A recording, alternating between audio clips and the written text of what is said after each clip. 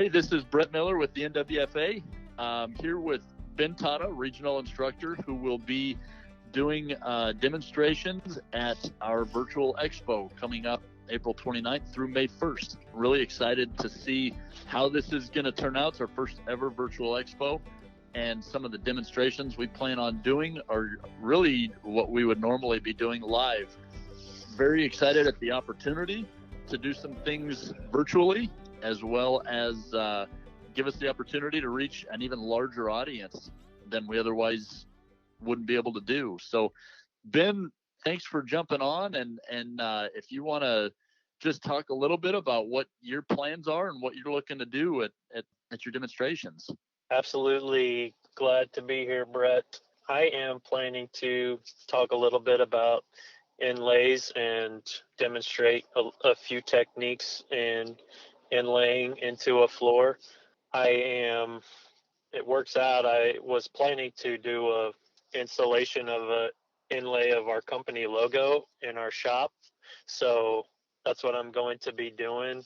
Talking a few different techniques. The technique I'm going to be using on that is creating a reusable template, because this is something I want to be able to duplicate fairly quickly in other areas of my shop. So I'm going to create a usable template, talk about how you can use guide bushings to make creating the positive and negative for the inlay fairly quickly and accurately, as well as discussing just some freehand routing that you might be quicker and easier to do when you're doing just a single inlay of a certain design, maybe adding into a floor.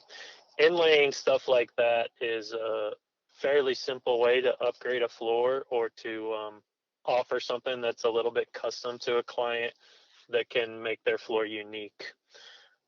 Along with that, I'm going to also mention inlaying a strip of metal that we ended up actually this week adding that onto a parquet floor that we had installed in this home. Mentioned it to the client as an upgrade option, and she loved the idea. It took us a couple extra hours to add it on, and we were able to upgrade that floor, make it pop a little bit more, and it was fairly simple and easy to execute. That's great. That's perfect. I mean, that's exactly what these types of demonstrations are about. And, that little couple hour addition and, some extra material, I'm certain you guys were able to upcharge it and make it, the value that it would add to that floor would be invaluable. And I'm sure you guys were able to make a little bit extra money on that too. Yes, we were. Yeah, we were able to add the upgrade charge for that.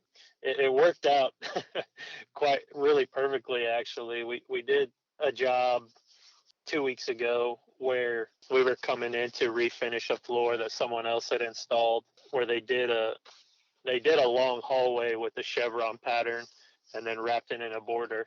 But their install work was less than stellar, so they had numerous amount of gaps where they had made their cuts that didn't look good just with filler. So as a proposed solution, we offered inlaying brass around the whole perimeter of that and also down the middle of the chevron pattern to cover all those gaps. Nice. And that's what they decided to do. When we were out there doing that, we realized doing our layout for that brass inlay that the perimeter border of their rectangle was fairly good and square, but the center line of their chevron pattern, about 3/4 of the way down the hallway, started to deviate to one side. And when you got to the other end of the hallway, it was about 1 3/4 off of the actual center line. Oh, so no. Brought that to their attention and told them if we follow this and add brass, it's just going to accentuate this imperfection. We ended up installing a single strip of the same species of wood that the chevron was made out of all the way down the middle, wide enough nice. to compensate for that, and then we just did brass around the perimeter. Wow. It so happened that the extra material that I was planning on using in the middle was just enough to do the brass inlay on this other job. So nice. So it was a rare occasion where everything worked out really well. Well, and that's what's so great. And that's why I'm excited about these demos, because you can talk about and you can demonstrate how easy of an upgrade this is. And it's not always a simple process until you really learn using the right tools, using them the right way, and how simple it can be to offer a little upgrade like this. You know, a couple hour additional time and some extra material. Your customer now has a floor that may not have been installed properly, but now it looks like it was intentional. Now it looks like that floor is stellar. It's of that elite status. So that's perfect. And we're really looking forward to getting you to show your abilities and show others how to do a simple upgrade like this that can make everybody a little bit more money, and ultimately give the customer something that they can be proud of and walk on every day, not looking at gaps in a floor that shouldn't be there. So again, we really appreciate it. I think, again, April 29th through May 1st, we have our first ever virtual expo. You can register at NWFACP.org. Registration is free, by the way.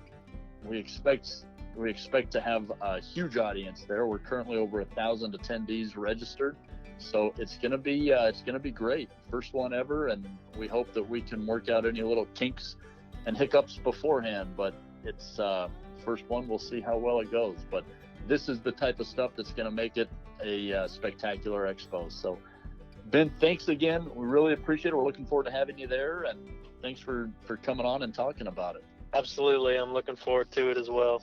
Perfect. Well, thanks again, Ben.